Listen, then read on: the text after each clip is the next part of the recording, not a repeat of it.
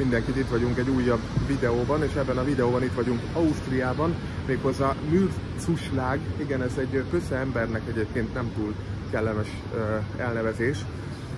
No, szóval itt vagyunk a Semmeringbánon, tulajdonképpen benne van a világ legszebb vasútvonalainak a listájában, majd beszélni egyébként megtanulok valamikor, jó, de majd 10 év múlva lehet, hogy el tudok mondani egy felvezetőt úgy, hogy nem hibázok.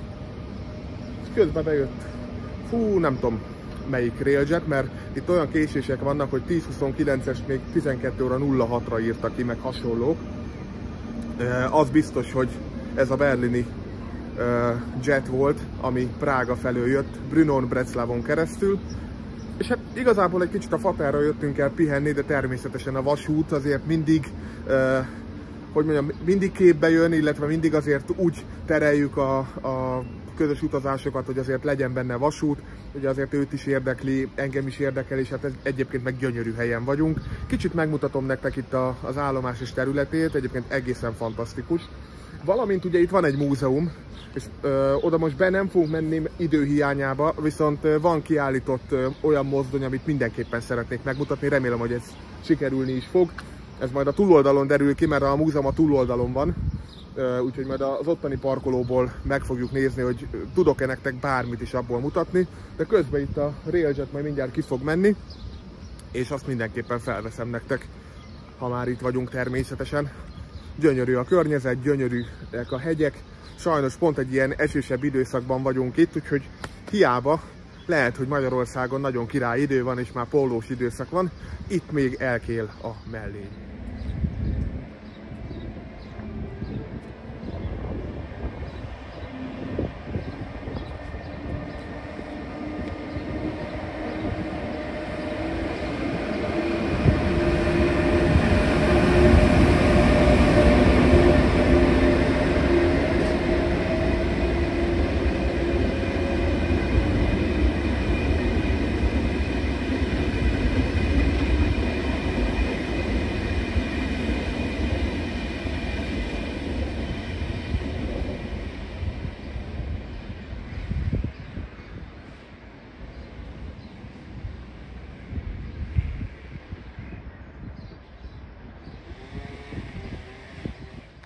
Közben már a múzeumnál vagyunk, és nekem nagyon nagy kedvencem egyébként a 1042-es sorozat, melyet tulajdonképpen a Taurus megjelenése szakított ki a köztudatból.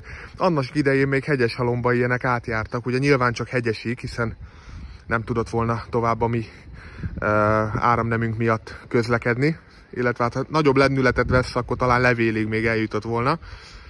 De most a viccet félretéve, ahogy mondtam, a Taurusok szorították ki igazán ezeket a gépeket. A 60-as évektől a 70-es évek közepéig, végéig gyártották ezeket, és szerintem, hát most hülyeség lehet ilyet mondani egy mozdonyra, de szerintem annyira aranyos, főleg ezekkel a hatalmas nagy fényszórókkal. Szóval azt érdemes tényleg megnézni. És azt is érdemes megnézni, hogy milyen picike körte van benne. Közben pedig a Zuschlagi állomásról halad ki egy Talent.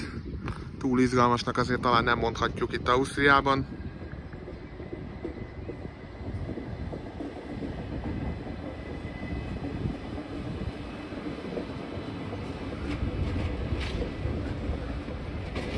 Gyönyörű a környezet.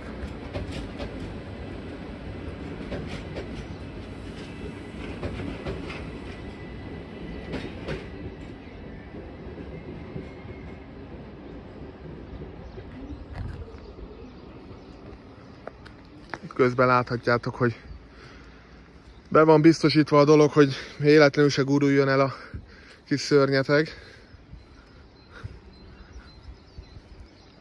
Ó, ott a háttérben egy 1040-es. Azt a mindenik mik vannak itt. Na, ezeket majd mindjárt megnézzük, csak vessünk még egy pillantást a 1042-005-re. Nekem nagyon bejövős mozdony.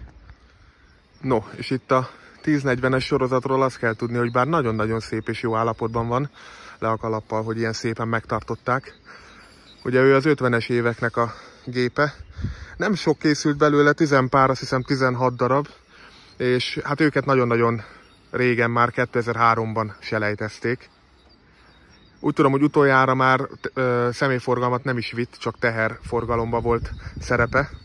Mellette a gép azt nem ismerem, azt gondolom, hogy valamiféle pályásgép vagy felsővezetékes gép lehetett, illetve egy kocsit is láthatunk még. De csodáljuk meg kicsit közelebbről, ha már közelebb nem tudunk ugyan menni, de a zoommal azért igen.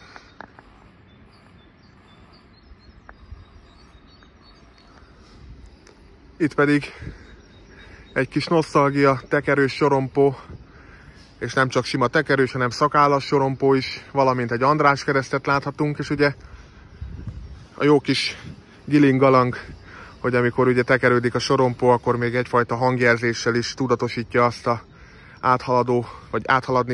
áthaladó szándékkal rendelkező személyek részére, hogy itt most lezárul a sorompó.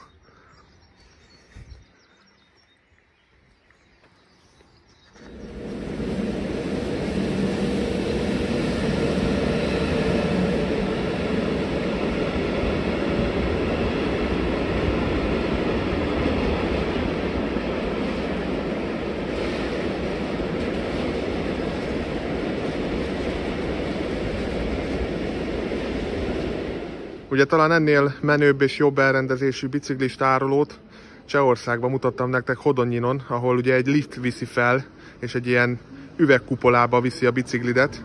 De én azt gondolom, hogy Magyarországon már annak is örülnénk, hogyha legalább ilyen jellegű biciklitárolási lehetőségeink lennének, meg összességében legalább ilyen jellegű állomási kinézeteink lehetnének. Azért érdemes összehasonlítani mondjuk egy Kőbánya-Kispesttel ezt az állomást. Tisztaságban vannak rendes leülési lehetőségek, mind ugye a szabadban levők úgymond, és ugye van ez a melegedő rész is, valamint nagyon kultúrált mosdó is van, tehát jó lenne, ha egyszer eljutnánk oda Magyarországon, hogy ilyen állomásaink lennének, és az a baj, hogy az a tendencia mostanság, hogy hiába újul meg egy-egy állomás, sajnos a közeg nem teszi lehetővé azt, hogy hosszú távon szép és kultúrált maradjon.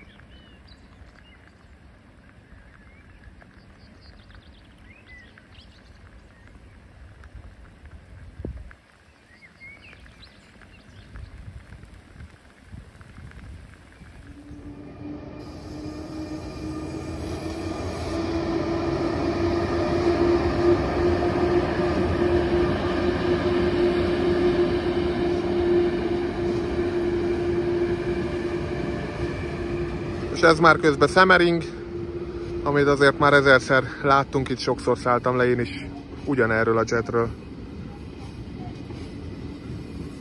Megy tovább Graz Hauptbahnhofra.